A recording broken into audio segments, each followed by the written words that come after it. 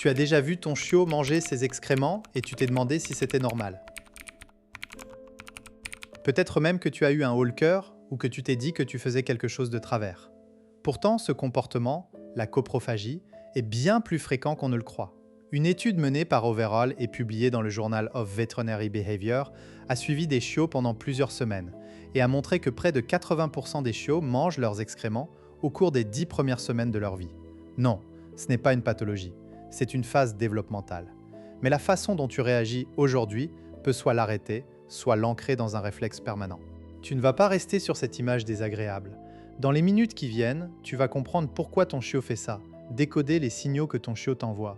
Et surtout, tu vas obtenir 3 techniques concrètes pour sortir de cette phase sans stress, sans punition et sans renforcer le mauvais comportement. Tu ne retourneras pas à l'état d'esprit du « mon chiot est bizarre », tu passeras à « mon chiot suit un programme évolutif normal et je l'accompagne ». Le discours dominant chez les propriétaires et même certains éducateurs, c'est que la coprophagie est un signe de carence alimentaire, de maladie ou de malpropreté. On entend souvent « il manque de vitamines, change de croquettes » ou « il le fait parce que tu le punis trop fort, il nettoie l'épreuve ». Résultat, beaucoup de gens passent leur temps à changer d'alimentation, à stresser ou à crier sur leur chiot, ce qui ne fait qu'empirer le comportement. Un chiot stressé mange ses excréments plus, pas moins. La punition ne traite pas la cause, elle ajoute une couche de peur. Le vrai mécanisme est ailleurs. La coprophagie est un vestige évolutif. Les ancêtres des chiens, les loups, gardent leur tanière propre en mangeant les excréments des petits, car les odeurs attirent les prédateurs. Les chiots naissent avec un système digestif immature. À la naissance, ils sont stimulés par la mère qui lèche leur zone anale. Les excréments sont avalés par la mère. Ensuite, vers 3-4 semaines, le chiot commence à explorer et goûte tout ce qui traîne, y compris ses selles. C'est une phase d'exploration orale normale. L'étude d'Overall a montré que cette phase atteint un pic autour de la 6e-7e semaine et s'estompe spontanément vers 12 semaines chez la plupart des chiots. Le problème commence quand l'humain intervient de façon inadaptée. Prenons un exemple concret. Vincent, 34 ans, habite à Montpellier et consultant en gestion de projet.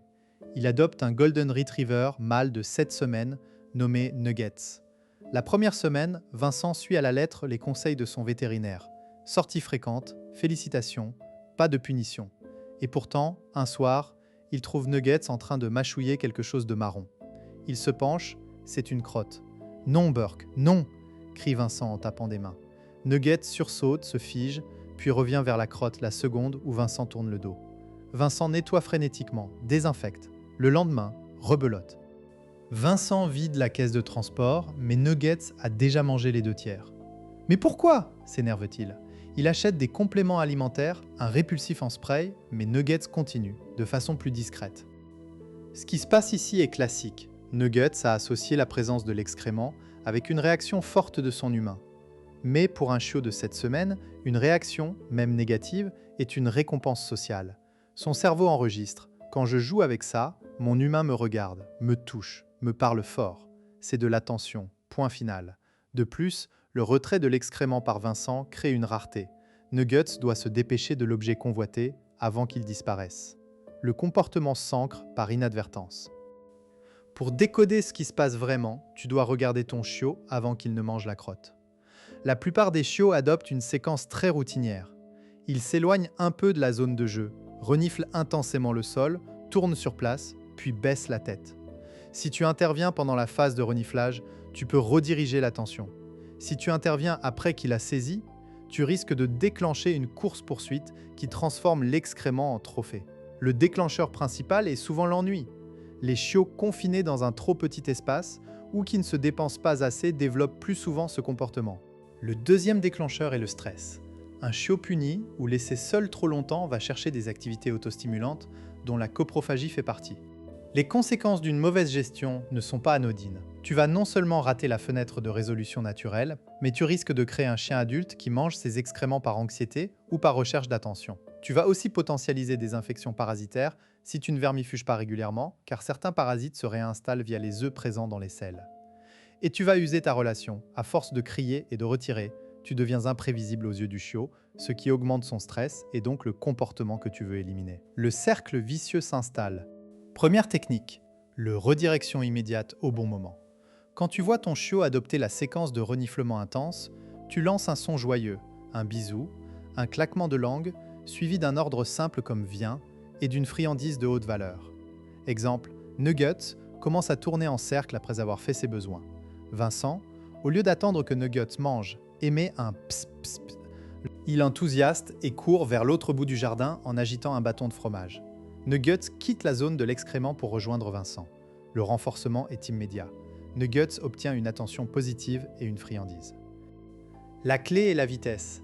Pas de réaction après la saisie. Avant. Tu as environ 1 à 2 secondes pour intercepter le début de l'acte. Deuxième technique, la gestion de l'environnement pour briser l'habitude. Sans transmission, pas de répétition. Ramasser les excréments immédiatement après que le chiot a fait ses besoins est la mesure la plus efficace. Oui, c'est contraignant, mais pour une durée limitée. Avec Nuggets, Vincent installe une routine. Il sort avec le chiot en laisse, attend qu'il fasse, puis utilise un sachet et ramasse. Ensuite, il récompense Nuggets avec du jeu immédiatement après.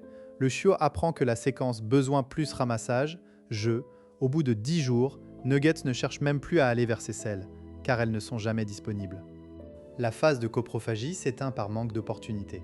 Troisième technique, l'enrichissement mental pour combler l'ennui. Les chiots qui explorent avec leur bouche le font souvent parce qu'ils sont sous-stimulés. Tu n'as pas besoin de courir 5 km avec ton chiot de 8 semaines, mais tu peux lui proposer des jeux d'olfaction ciblés. Par exemple, cache des friandises dans un tapis de fouille ou fais-lui trouver des morceaux de fromage sous des gobelets. Une fois par jour, Vincent cache 5 petites croquettes dans un gant de toilette roulé et Nuggets passe 10 minutes à le renifler et à le dérouler. Comme l'excrément a une odeur forte, tu veux que le chiot obtienne une satisfaction olfactive similaire venant d'une source approuvée. Au bout de 15 jours, Nuggets délaisse les excréments car il obtient des récompenses plus intéressantes et plus variées ailleurs. Mais si mon chiot est un labrador de 10 semaines qui mange ses crottes en cachette, sans prévenir, est-ce que les techniques marchent toujours ? Oui, mais tu dois passer en mode prévention totale, ne jamais le laisser seul dans un endroit où il peut trouver des excréments. Sors-le en laisse, même dans le jardin. Verbalise une consigne propre au moment où il urine et récompense immédiatement après. Si malgré tout il attrape avant que tu puisses agir, ne réagis pas. Rappelle-toi, toute attention renforce, retourne-toi, marche vers la maison, ignore-le.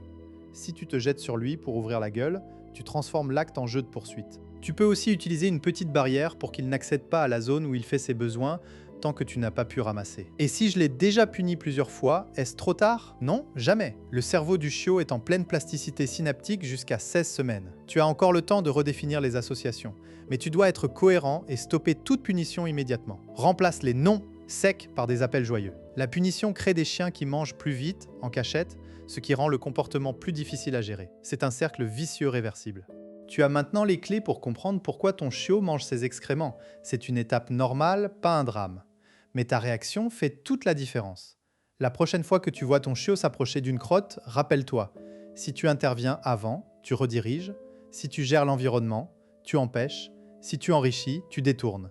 Tu n'es pas impuissant. Tu es le guide de ce petit explorateur.